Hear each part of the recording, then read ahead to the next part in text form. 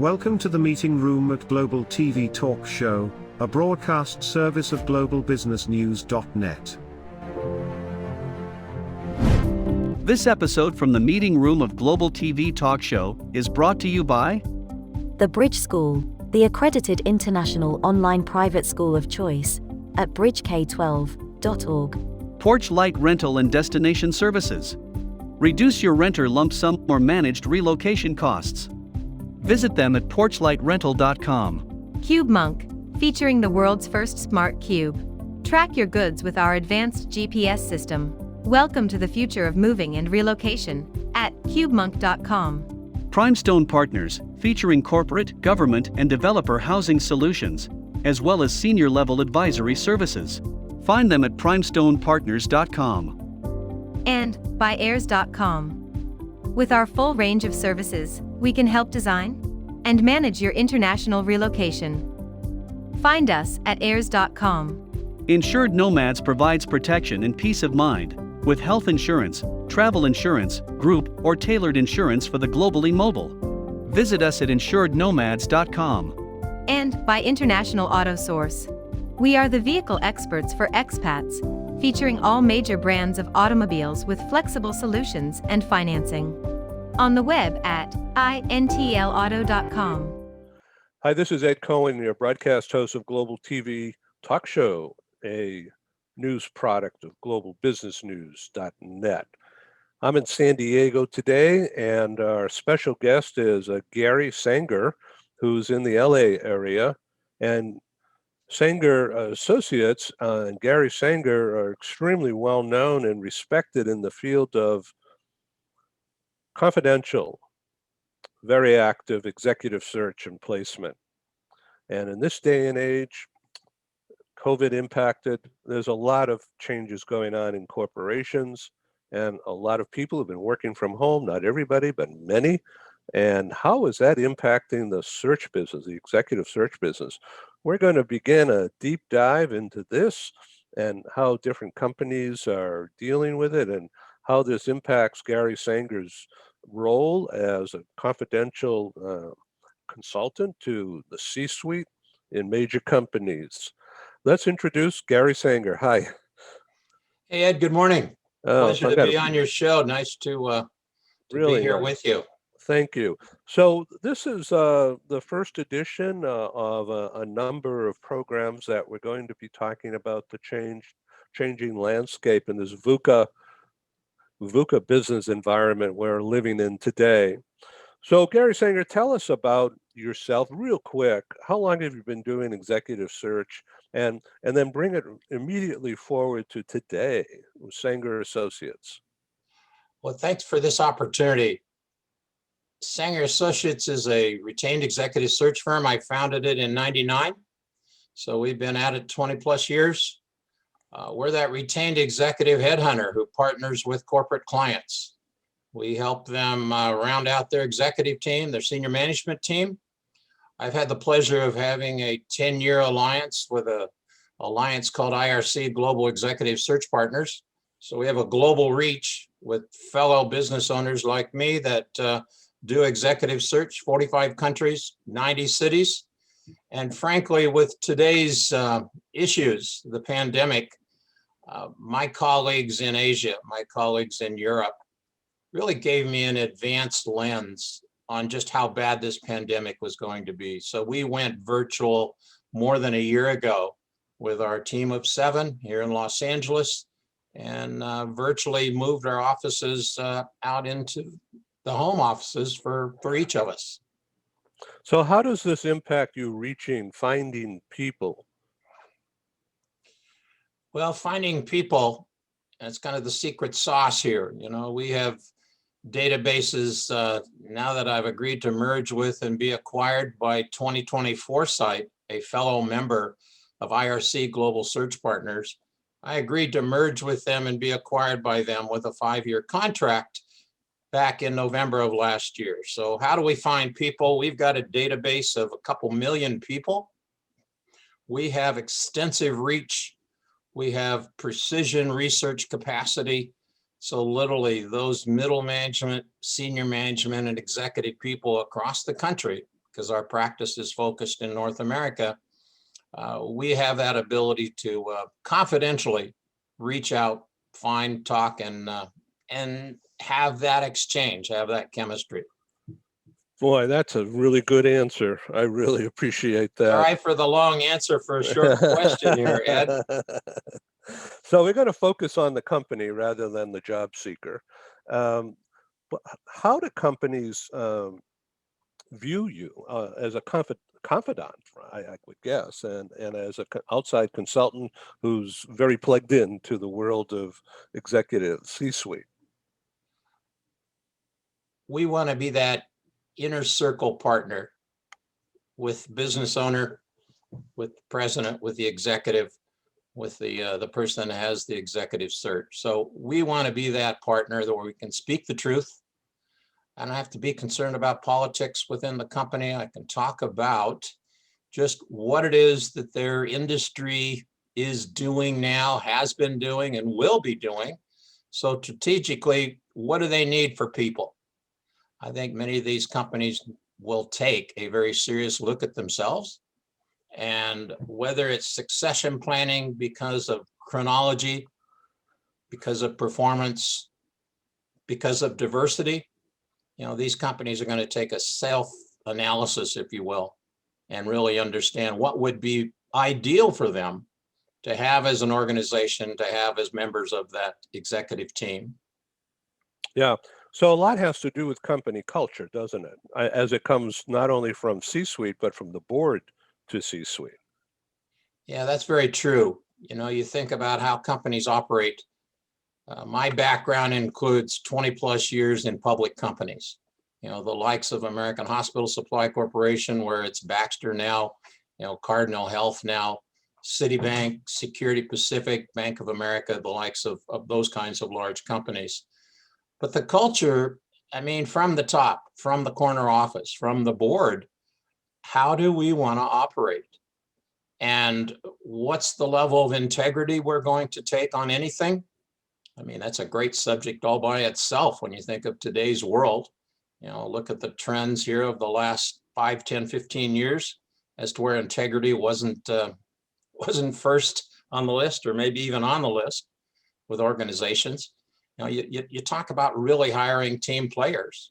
You're out there trying to get a team to do something versus an individual entrepreneur that oftentimes is pretty difficult to rein in. So in the past, if I could just jump off the rail here for a second and try to understand in layman's language for me, and maybe some of our audience, integrity is just equal to or better than production and control? Well, I would just say, look, integrity has no second place. You operate with integrity with your customers, with your team, with your community. You do what's right. You do what's fair. You do what's honest, as I speak about it. And in the world of production, making the right stuff, not making shortcuts or taking shortcuts.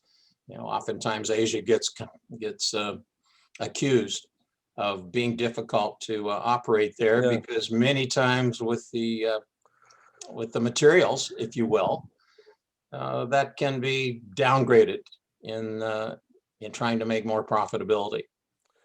So integrity also means what? Understanding the role of unconscious bias, understanding the role of community. In other words, the people in the community around the building that look at your client's edifice and logo and image in the community. There's a whole lot of things now that are coming into play, aren't there? Well, there are. I think of it very simply in my world of executive search as having two winners.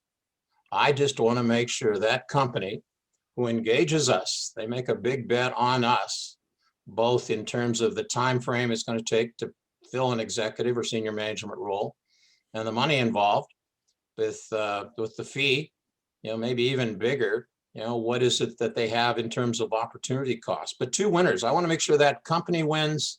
They're our client. They're going to get great problems in terms of choices of the executive or the manager they put in there, but I want that candidate to go in with no surprises. He or she ought to know what they're getting into and what the challenges are. So 2 winners, I think, doing the right thing, treating other people the way you want to. It gets down to the 4th grade fundamentals in my judgment. So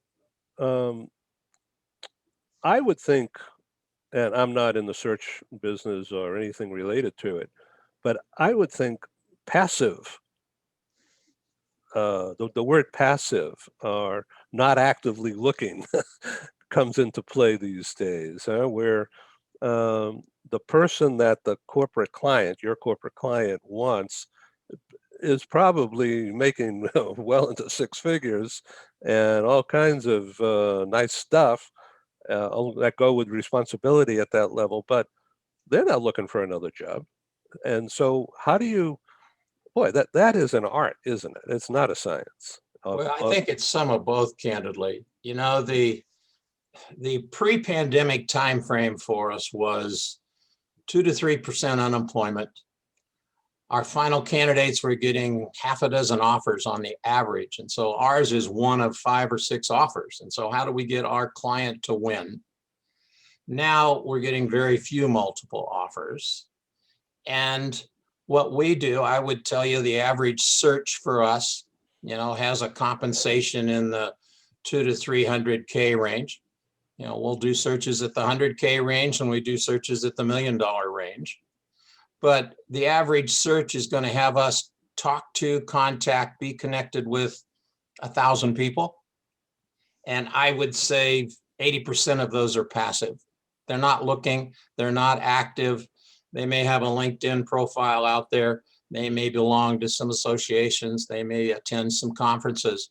But we then, from that big pool, zero in on finding a few dozen folks, a few dozen folks that fit the musts. And so that passive pool, that's where I think we search folks. We earn our fee and we have the big ROI for our clients.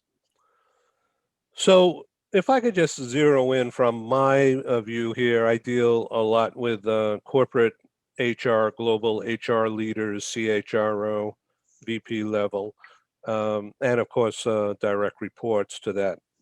But HR has been in the past, it's got a bad rap in some places, and now more than ever, because of COVID and work from home and employee communications and engagement, HR and the CHROs become like an ambassador more than ever right. I mean, that person has become even more valuable to a C-suite, right? Well, it does for the right companies. Mm-hmm. The right company values their people person. And I relate it to the idea of being in a board meeting or being in an executive meeting. And when you listen and observe and follow what's going on, you shouldn't be able to tell by input and by participation and by voice who's in what role. And so the financial person, the HR person, the head of engineering, or the general manager that's running the show, I mean, they're all out there to best serve their customer. In these past 12 months with the pandemic, many companies have turned to a virtual operating environment. Most of our clients are essential businesses. They make widgets, they make products, they're manufacturing operations, supply chain. So these folks, for the most part, have to be in the business. They have to be in the location to make the product and turn it out from raw material in the back door, or front door rather, to the finished product in the back door. So pandemic for us, I've been very surprised that the recruiting can still happen virtually. We're getting senior executives hired and they've never gone to the facility. They've walked through facilities, through plants, through distribution centers, video on, and the interview can happen, with the candidate who can be on the other end of the country, and he or she could be talking to a board member. But succession planning, upgrading, it's happening in these pandemic times. So just to reiterate, without belaboring the point, what's a step one, step two, step three, an effective way for you to effectively recruit or search out, never mind hire, when we're not there yet, but just to find and communicate?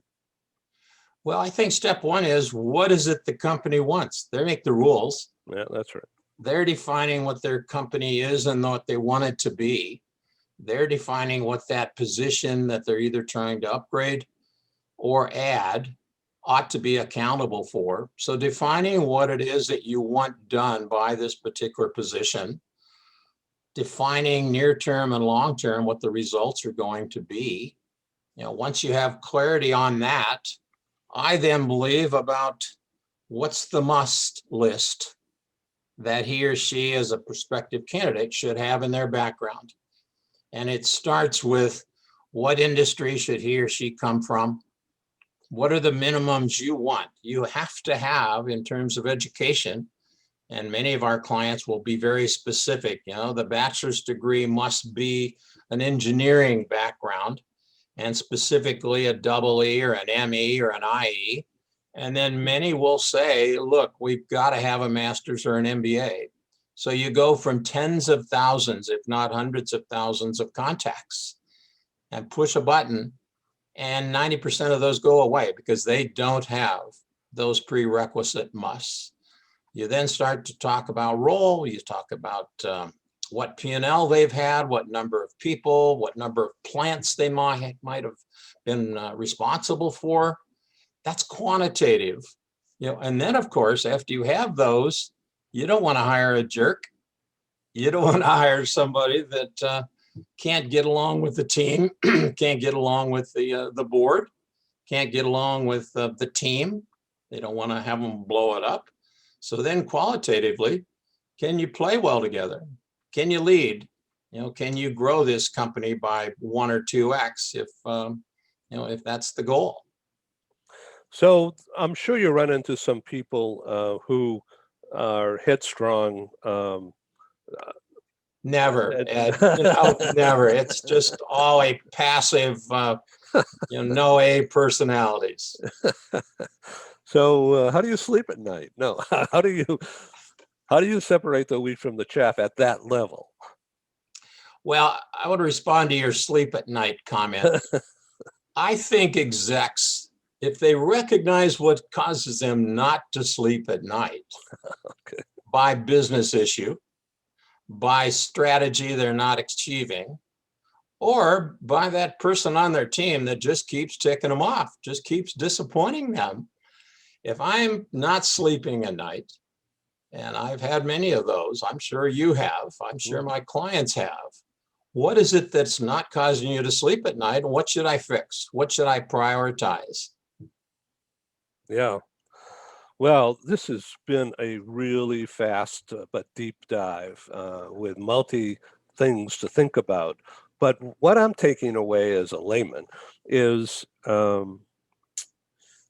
authenticity and being able to demonstrate, not just talk about, oh, I can do this, I can do that, but demonstrate examples that a difference was made because of me. Yeah, I think that's spot on. Maybe the health analogy is a bad one, but I lost my father when he was 75.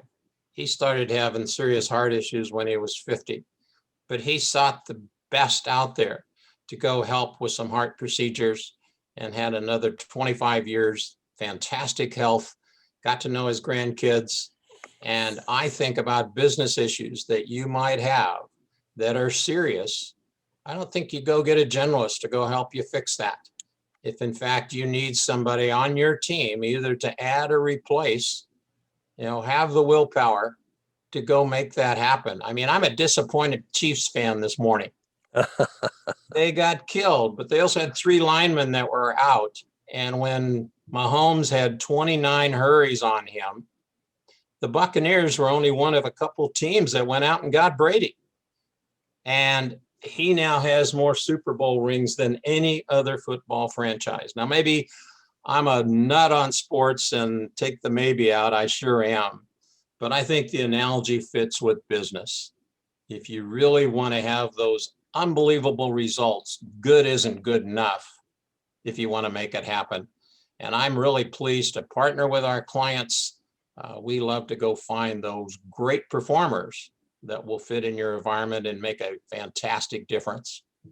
That's really a great summary and very I hope you're timely. not a Bucks fan here, Ed. Otherwise, we may have to find another sport here to talk about. Well, I'm from Boston originally, and so the So Patriots. you claim to have raised Brady, huh?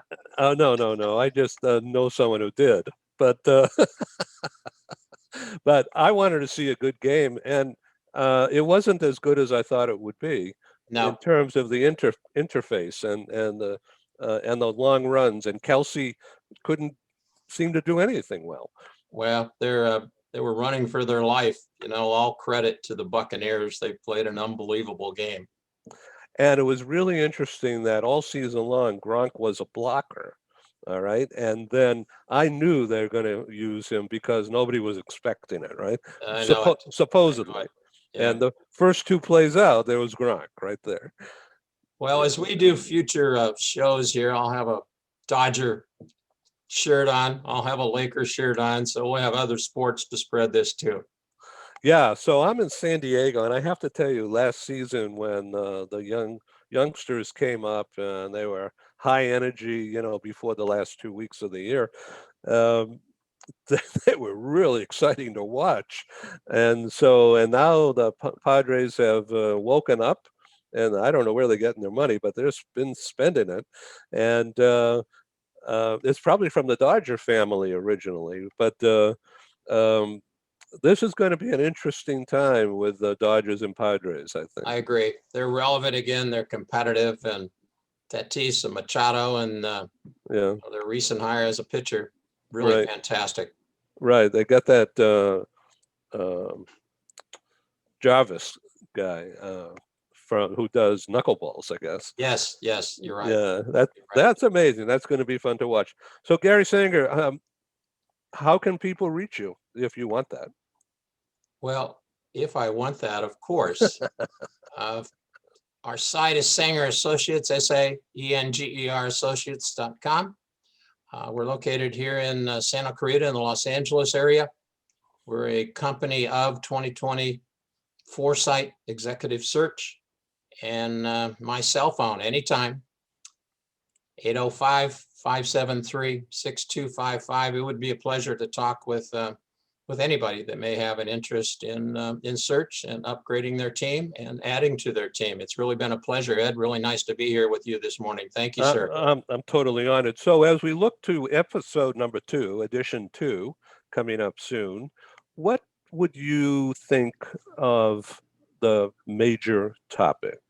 Well, I think companies, as they do what they do and they do it really well, essential businesses now, our key clients have never been busier. They can't make enough product fast enough, available enough across the planet. They just are and so they are looking to add to their team. Succession planning, knowing that you have X number of people that are 60, 65, and 70, and so retirement is either mandatory or likely. Who's going to be on your team in 5, 10, 15 years? We have a lot of that kind of search. And so companies, I think, thinking strategically, if they're still in survival mode, I mean, that's different. But you may have an executive or a senior manager that's not carrying their load. I would encourage you to stop trying to alibi for them. Stop trying to carry some of the weight. Get some upgrade on that. The Buccaneers, back on football for a second. Had they ever been in the playoffs? They may have been. I don't follow them from the past, but now Brady, coach, general manager, player, basically did it all. They went out and found that superstar to make it happen. If that's what your company needs, if that's what you need on your team, I think that's what we ought to be talking about. That's it. Okay, next time, Gary Saenger, thank you. You really honor me and Global TV talk show going down a new pathway with this #1 in what will be a long series. Thank you, Gary Saenger. Take care. Thank you. Bye-bye now. Bye. Thank you for joining us in the meeting room at Global TV Talk Show. Have a wonderful day, and stay safe.